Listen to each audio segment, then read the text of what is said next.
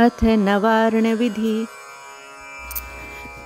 श्री गणपतिर्जयति। ओम अस्य श्री नवार्ण मंत्र ब्रह्मा विष्णु रुद्रा ऋषय गायत्री गणुष्टुप छंदांसि श्री महाकाली महालक्ष्मी महासरस्वत्यो देवताः। ऐं बीजं ह्रीं शक्तिः क्लीं कीलकं श्री महाकाली महालक्ष्मी महासरस्वती प्रीत्यर्थे जपे विनियोगः। ब्रह्मा विष्णु रुद्र ऋषिभ्यो नमः। शिरसि गायत्री गणुष्टुप छंदेभ्यो नमः। मुखे महाकाली महालक्ष्मी महासरस्वती देवताभ्यो नमः। हृदय ऐं बीजाय नमः। गुहे ह्रीं शक्तये नमः। पाद्यो क्लीं कालिकाय नमः। नाभो ओम ऐं ह्रीं क्लीं चामुंडाय विच्चये। करन्यास ओम ऐं अंगुष्ठाभ्यां नमः। ओम तर्जनीभ्यां नमः। ओम क्लीं मध्यमाभ्यां नमः। ओम चामुंडाय अनामिकाभ्यां नमः। ओम विच्चये कनिष्ठिकाभ्यां नमः। ओम ऐं ह्रीं क्लीं चामुंडाय विच्चये करतलकरपृष्ठाभ्यां नमः। हृदयादिन्यास ओम हृदयाय नमः। ओम ह्रीं शिरसे स्वाहा। ओम क्लीं शिखाय वखट। ओम चामुंडाय कवचाय हुम।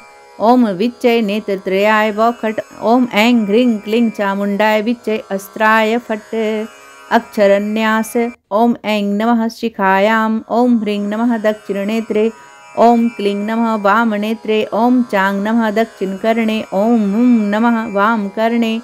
ओम डां नमः दक्षिणनास्पुटे। ओम यें नमः वामनास्पुटे। ओम विं नमः मुखे। ओम चैं नमः गुहे। दिगन्यासः ओम ऐं प्राच्ये नमः। ओम ऐं आग्नेये नमः। ओम ह्रीं दक्षिणायै नमः। ओम ह्रीं नैऋत्ययै नमः। ओम क्लीं प्रतीच्यै नमः। ओम क्लीं वायव्यै नमः। ओम चामुंडाय उदिच्यै नमः। ओम चामुंडाय ईशान्ये नमः। ओम ऐं ह्रीं क्लीं चामुंडाय विच्चये। ओम ऊर्ध्वाय नमः। ओम ऐं ह्रीं क्लीं चामुंडाय विच्चये। भौम्यै नमः।